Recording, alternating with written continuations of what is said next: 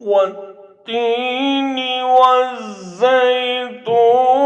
وطور سينين وهذا البلد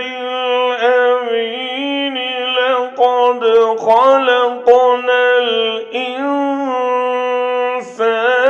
في أحسن تقويم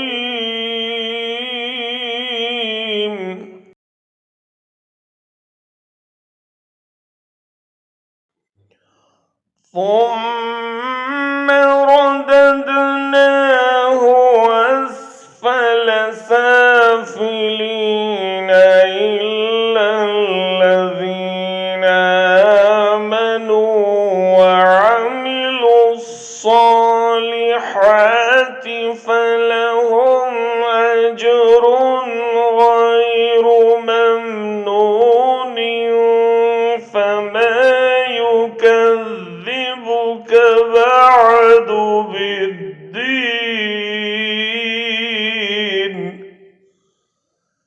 أليس الله بأحكم